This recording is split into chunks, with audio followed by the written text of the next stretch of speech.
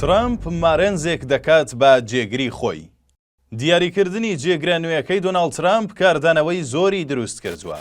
گەنجێک چاوی لەسەرەوەیە ببێتە کەسی دووەمی کۆشکی سپی. تا دوێنێ ترامپی بە گەمژە ناو دەبرد، بەڵام ئەمڕۆ بوو بە جێگری.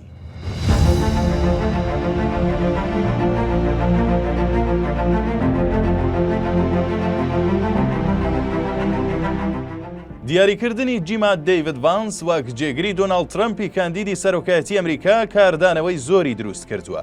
دەیڤید ڤانس نووسەر و سەرمایەدارێکی مەترسیداری ئەمریکیە و لە ساڵی 2023ەوە وەک سێناتۆری بچووکی ویلایەتە یەکگرتووەکانی ئەمریکا لە ئۆهایۆ کاری کردووە. ئەندامی پارتی کۆماریە و ئێستاش کاندیدی پارتەکەیە بۆ جێگری سەرۆکی داهاتووی وڵاتەکە لە هەڵبژاردنەکانی ساڵی داهاتوو. ڤانس لە ویلایەتی ئۆهایۆ لەدایک بووە. لە هێزی دەریایی کاری کردووە و لە زانکۆی ویلایەتی ئۆهایۆ خوێندوویەتی و ساڵی 2009 خوێندنی تەواو کردووە. یەکێک لە کتێبەکانی ڤانس بوو بە پڕفرۆشترین کتێب لە ئەمریکا و دواتر کرا بە فیلم. لە کاتی هەڵبژاردننی سەرۆکایەتی ئەمریکا لە ساڵی 2016دا سەرنجی میدیاکانی بۆ خۆی ڕاکێشا.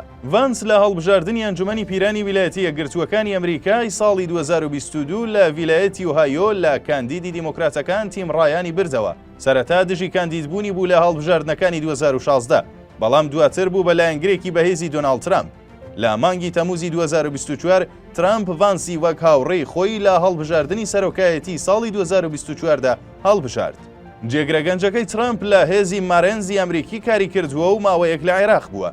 هەرچەندە پێشتر دژایەتی ترامپی کردو بە گەمژەی ناوبرد، بەڵام ئێستا بووە بە جێگری و چاوی لەوەیە هەڵبژاردننی داهاتوو ببێتە کەسی دووەمی ناو کۆشکی سپی.